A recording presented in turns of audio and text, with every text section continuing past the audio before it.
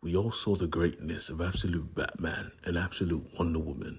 Now to complete the Trinity, the absolute Superman. This is not Clark Kent. Clark Kent does not exist. This is Kal-El, the last surviving son of Krypton. And this is his story. Born from the planet Krypton, which for some reason looks like Apocalypse in this universe. It was a glorious city filled with vibrant technology. Technology was the center of this world. Science was their bread and butter. And the Kryptonians went forward in life with the caste system. The most intellectual of them all were the ones who ruled. The House of El, however, was not one of them. Our attention is dragged to the outskirts of Krypton, where a farmer was looking, praying for rain to come. He had spent a fortune, and the rains never came. You see, in this world, technology was able to change the weather. And since the rain was never going to come, he decided to get someone to fix his own rain machine. This was Lara L., the once prominent, beautiful mind. She was intelligent, but the second she decided to speak up against the current ruling class of Krypton, she was discarded, abandoned. Someone with such a beautiful mind was just tossed aside because she had a difference of opinion. It didn't stop her from using her mind though, because she was able to get the rain machine to work. The farmer wanted to head inside and asked why doesn't she follow. She said, "Boy, you paid for this rain. You better come out here and enjoy it." She was fun.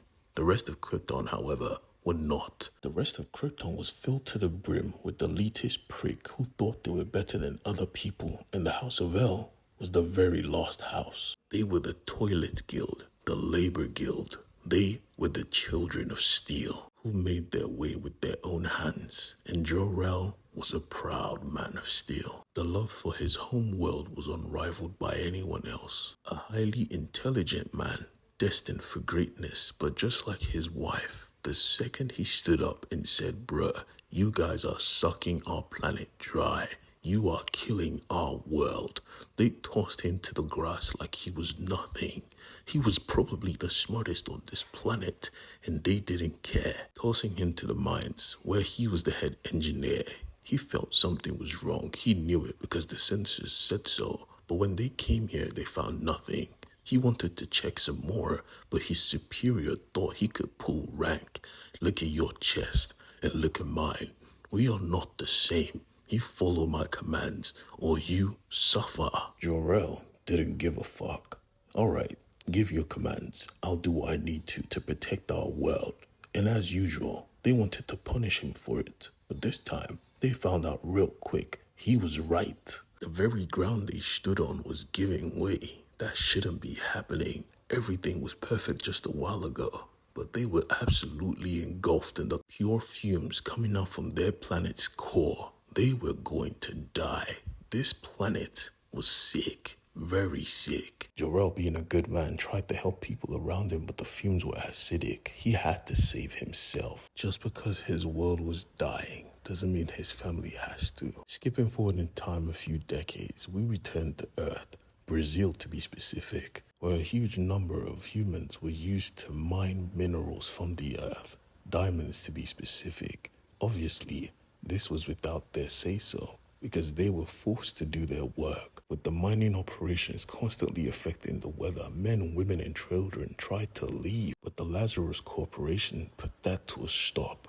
Nobody leaves. Get back to work. Without a choice, without an out, they did what they could. They tried their best, until one day, they stepped into the mines and saw the diamonds already mined, every single one of them. Not just mined, also crushed. Someone had painstakingly managed to mine all the diamonds and crush them and left them for the people to carry. This was good. They wondered what to do with this information, but thankfully they decided to play it smart and keep it to themselves. They delivered the diamonds and they left work early. This was a good day. We see the night before, the young man in the crowd, meeting up with the person from earlier. He had noticed them around and was concerned. "Why do you keep to yourself? Why don't you come and join us? It's the holidays. Come join my family. Come have a good time." This was a problem, however, because the young man was comfortable alone. He has seen everything of value in this world, and all I see is suffering. But the man didn't only believe in suffering, because if you have something to fight for, every day gets brighter. But this guy, this stranger, clearly had nothing to fight for. He was alone, so he went back to his solitude. The next day, however, his friend was getting his ass beat because they were wondering how were they able to do efficient work so fast. They clearly had help. He wouldn't talk admirable, but the system didn't need him to talk. One person was missing, and they were going to track him down. And that person was Kal-El himself, because he was recharging with a solar panel. Oh, and did I forget to mention, Kal-El had a power suit that had one goal: his protection, his safety. The second it sensed the peacemakers coming, it tried to warn Kal-El because they were coming fast and they were being hostile. Anyone who got in their way was mowed down, inches from the door. They wanted to crash straight through, but Kal-El woke up and he blitzed them in a second, crushing everything, including their vehicle. He was basically a god, and they hadn't seen his type before. He was ready to cause chaos. He had watched weeks, no, months of these animals treating other human beings like they were nothing. He went in, but his suits realized that these people had technology far more advanced than what they were capable of. Their suits were able to adapt and learn as well, because they returned fire, and these bullets hurt. But he didn't really give a damn about his safety. He had people to protect. So in a second, he saved as much people as he could, and he advised them to take the diamonds, sell it, run. But he was struck by the Peacemaker's drones. They were relentless in their pursuit. But in the command center, the boss was pissed off. Turn off the drones. No attacks. Our boss wants him alive. Tell me what you see. They couldn't. Something was interfering. And one agent noticed is probably the suit. He is clearly talking to it. Because outside, they couldn't even come close. He was on a rampage, exuding solar energy. No human being could be in his presence. And he knew it. He could see it. The peacemakers were close to death. He commanded his suit to shut off. Soul, power me down. And that is how he quenched his fire. He was left there, unprotected, his suit screaming in his ear, you have to run. These people are not worth saving. And honestly, he felt the same. What was the point? They still come. He saw the tanks fall from the sky. He was an unknown force, and they came with full force hostility. Maybe you're right, Saul. Maybe they don't deserve redemption.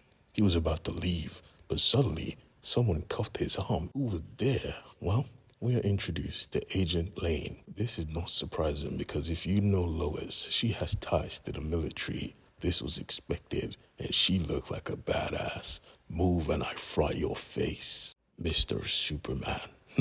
Things were heating up. His power level was low, but someone was observing all this because in Nevada, the desert, at the Lazarus base, someone was observing someone we know and fully hate. This was Brainiac, with bottle cities all over him and the screams of the people echoing. This was clearly a more darker take on the character.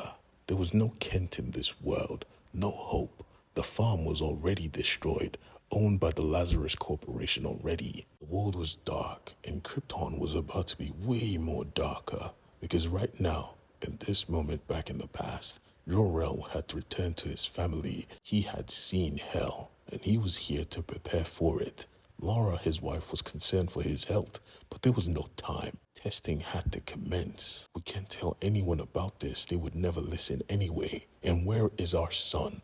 Where is Kal-El? She told him he's fine. He's right there. And he was. Beside Crypto, his family was safe. With the joy in his heart and worry in his heart, he knew this was probably one of the last moments they would enjoy together because his world was dying and the only hope they had was escape.